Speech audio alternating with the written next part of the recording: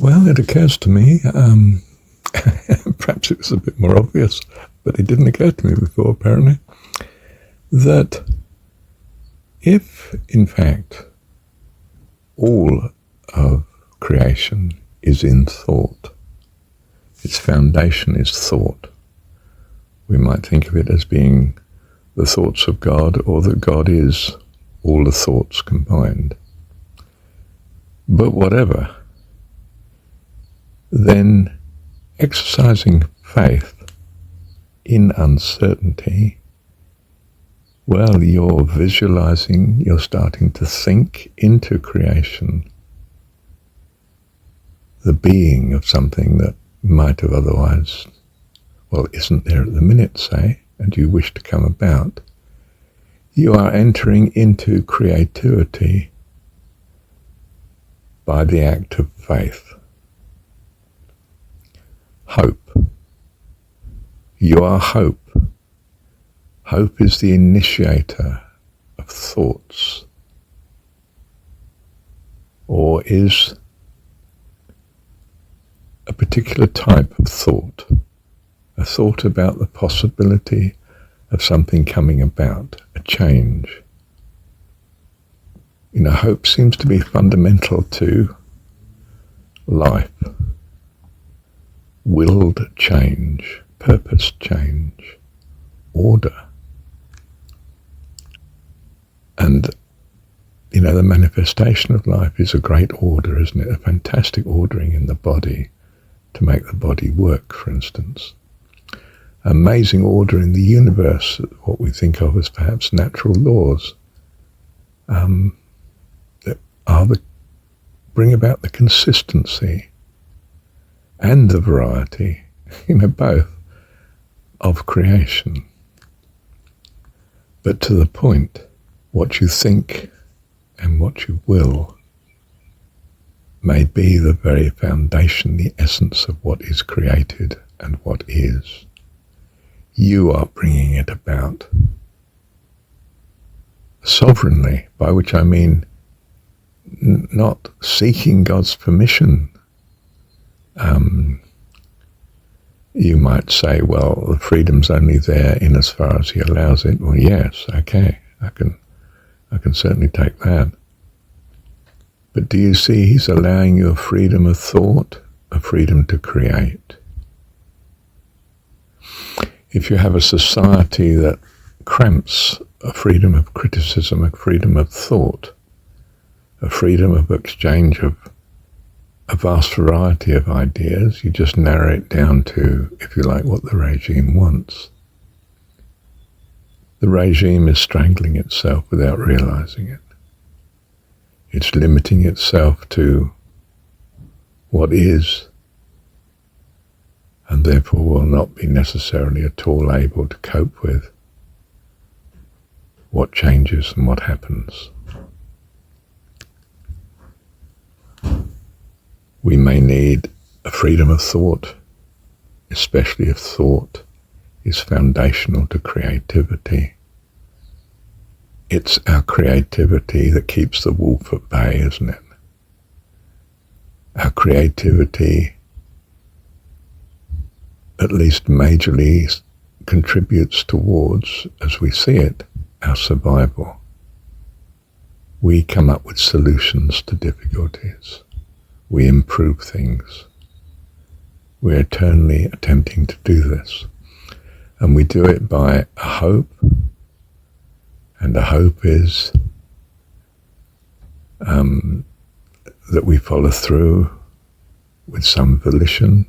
The volition won't come unless we have some encouragement, some experience of being successful in achieving the unlikely perhaps, or the less likely before, that it can be feasible and it may not be, and we're on our guard and we're looking out for all sorts of possibilities that will help it. We are greatly improving the odds by our application of thought. And our thought itself is driving us to create. We are life. And God, as we understand it, is life supreme, life eternal. our example, and our dad. The sort of being that we're going to be. And we do it by learning to live as he lives, which in our understanding at the minute is something to do with his ability to create as in the universe and as in it. So we're learning to be creators, and we do it by hope and wrestling with uncertainty and the possibilities and attempting them in different ways.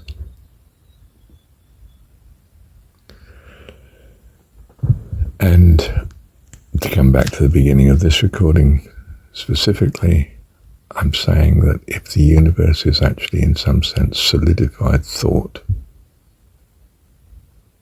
hope is then the essence of what is created in this universe. You get an idea, you're attracted to the idea, you'd like such an outcome, you suppose. It's not going to happen unless you pursue it. You're not sure how easily it will happen even then, but you want it very much, so perhaps it's worth a try. And doesn't quite come off, but perhaps you're encouraged to try harder and hope more and have another shot. You're a creator, you're working away, you're purposing. You're a child of God. And perhaps that's what God is teaching us. In a classroom situation, it's designed suitable to us in our childhood experience here, so to speak. And as a good parent, perhaps he intervenes a great deal, most of which we don't even know, don't even notice. When I was homeschooling, most of the time my boy didn't even realize I was teaching him. You know, when you go to school, it's I'm now being taught and this is school, this is learning, and I want to go home now because I want to be free. No, we'd go out and try and follow where this railway line once went and how to follow it and why it would have been there. And you wouldn't have thought we were teaching at all. But we could cover any topic in the course of such an exercise, depending how the conversations and the activities went. Then we talk to someone locally. We find it was once, a brick field or a steel mill. And what happened to it then? And so we talk about, so-and-so, such and such. Is that why that's over there? Yeah, that's the pit where they did so-and-so. Oh, right, goodness. You start to... And that's how God teaches us. It's not a laborious drudgery like sitting in the classroom. Old-fashioned classrooms used to be. It's incredibly creative and lovely. Because he's a very good teacher. He's our dad. Thank you, Dad.